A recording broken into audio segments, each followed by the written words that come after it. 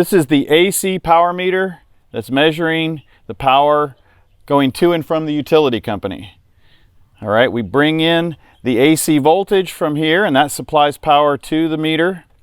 We get the current that's going to and from the utility right here in these current transducers. And then those plug into the top of the meter here, and then we have our signal wire that goes and communicates with the inverter.